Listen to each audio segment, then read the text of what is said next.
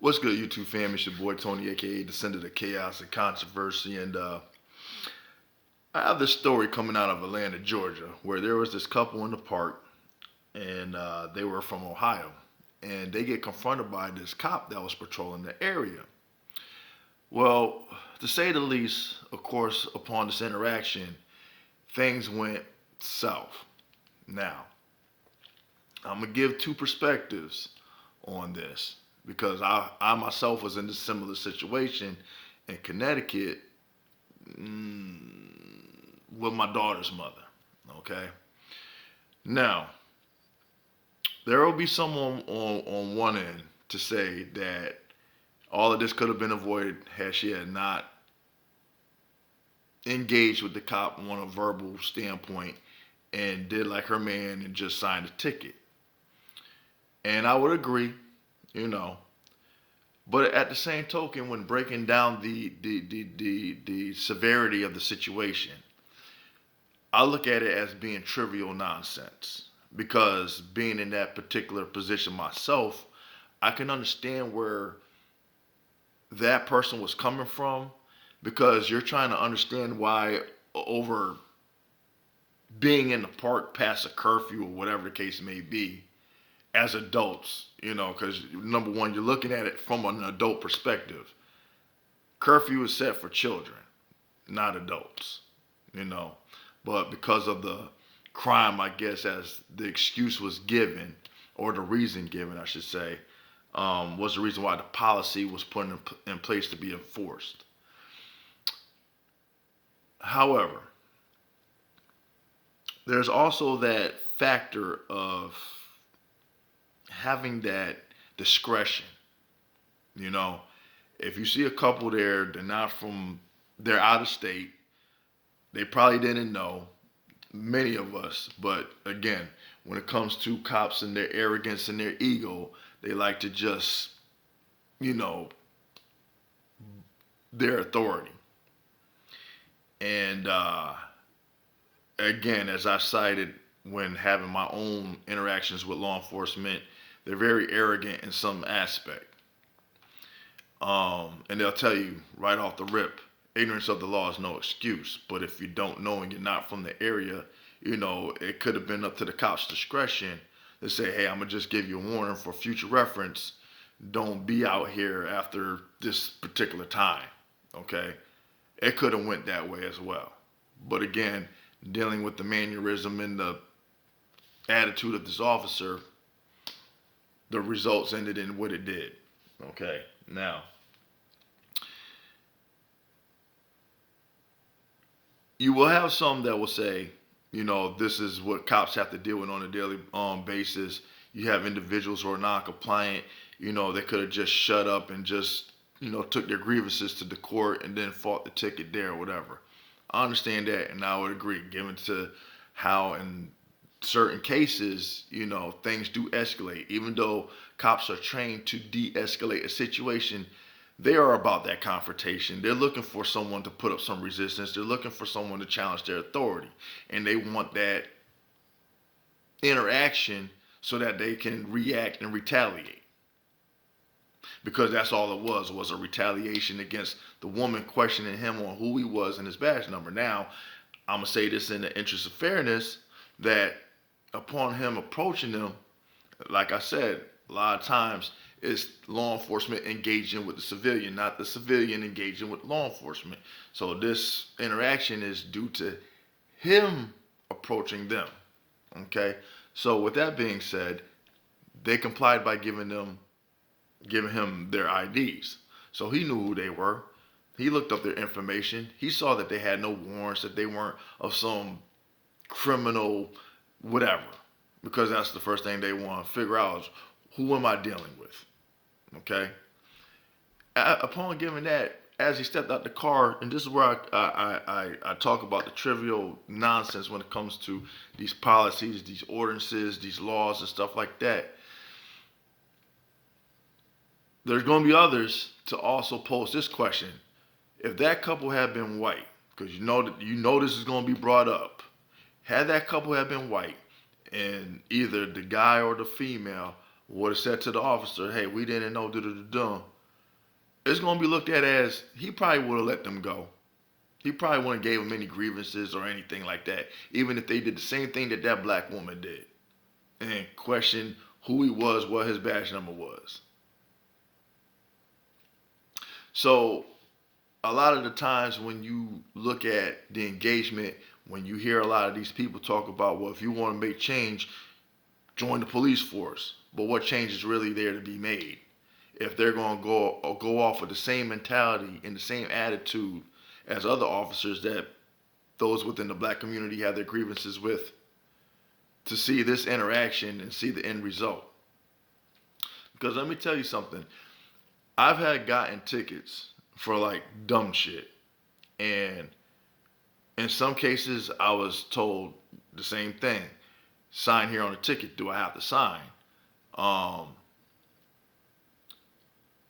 I had cases where an officer said, well, it's just to show that whatever you're gonna show up on this date. And I said, if I don't sign, what's gonna happen?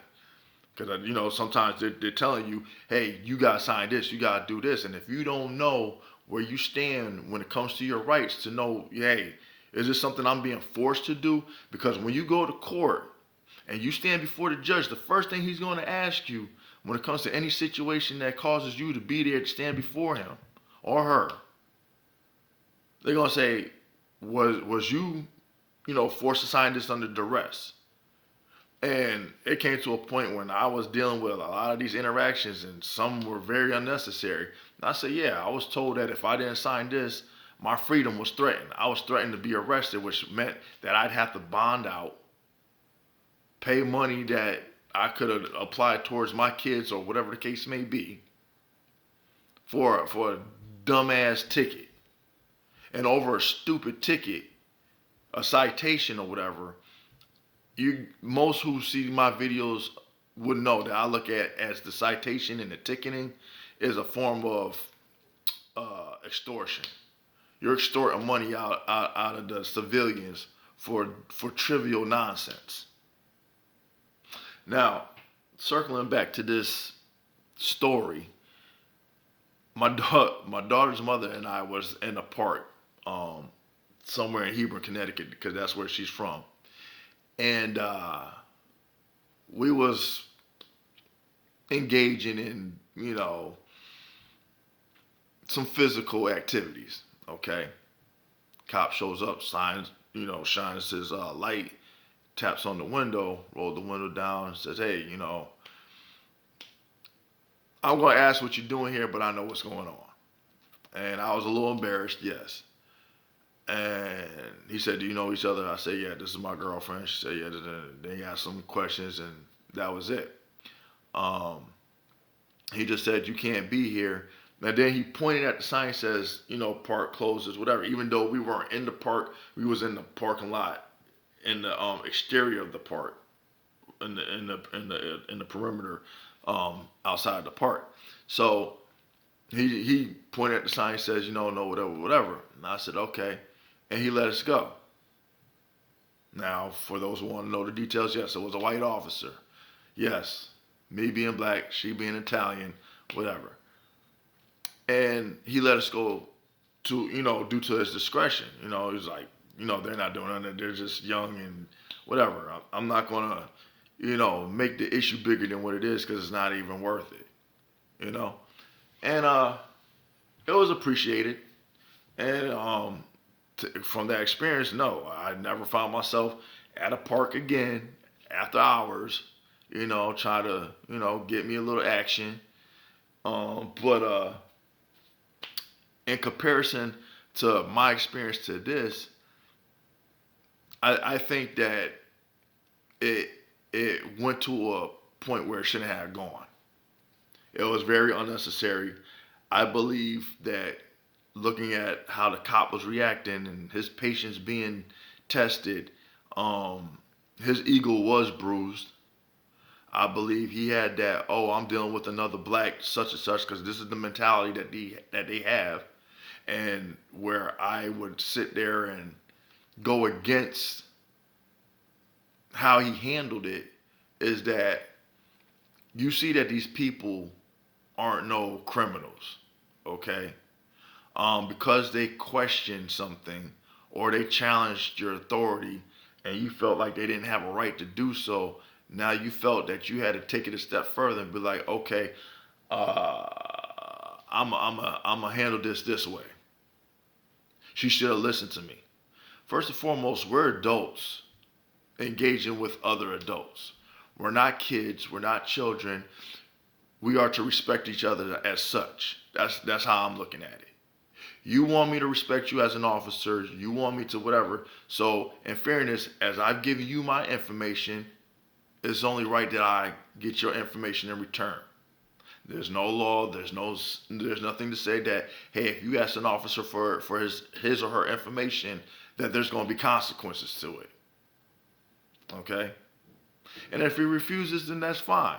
Just like we can refuse to show you ID if there's no criminal activity being taking place. And how I look at some of the situations, the guy, he wasn't rude. The girl, yeah, she probably had her little mannerisms about her that a lot of people don't take too kind to, but she wasn't really acting all ghetto and this and that, because you could tell by how she talked. She talked all proper, and I would say she kind of talked the way some would like to, how should I say, in comparison, talk like a Black Becky. So, they weren't hood, so to speak. And sometimes I would agree wholeheartedly, but when I'm looking at other examples and other things and comparisons, when I see other videos where it's not a black couple, and I see a lot of these white couples that whenever they interact with law enforcement, they pretty much give the cop the business. They sitting there citing the laws and statutes and all this and that. Questioning the cops to the cops. Just like, you know what? I don't got time for this. Just go on about your business. But I also noticed that when it comes to certain incidences, when it involves a black couple or black people, it's zero tolerance. They're going to make you pay some kind of way. And that's where my grievances lie. Yes, I agree that, yeah, you should have complied. Yes, I do agree that you could have took your grievances to the court and stuff like that. But then I'm also looking at, how come you don't say anything about the cop? Because you'll give him a pass on every other thing to say, oh, well, he could have done this and he could have done that. He could have de-escalated the situation. How come when I see this, whatever, they give other people a pass. But when it comes to black people, they all fucking hard and whatever. And if there wasn't those comparisons to be made, then I wouldn't have anything to say.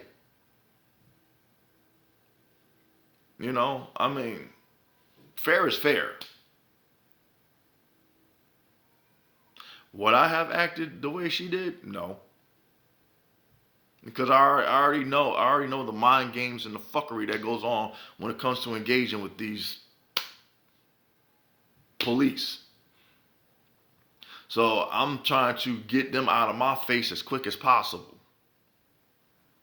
So I can go on about my business and they can go on about theirs. But at the same token, I understand where other people are coming from. Like, why are you making such a big deal out of something that is so trivial? When there are other areas that you could apply your energy to that is worthy of your time, that requires you to actually take action.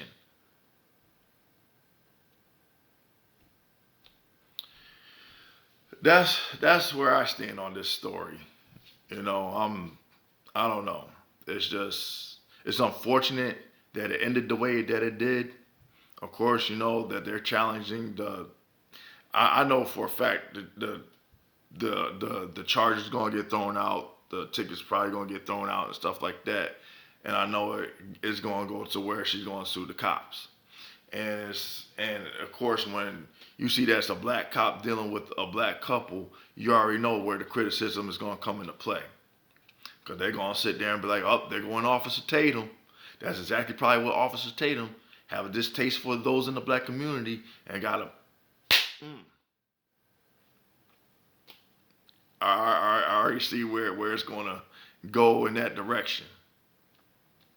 And that's when they say, there's that black on black crime that they be talking about. But anyway, all jokes aside, leave a comment in the comment section. Let me know what you think of this video. Give me a thumbs up, thumbs down, like, dislike. And if you haven't subscribed, subscribe. And until then, you already know how I do. Peace.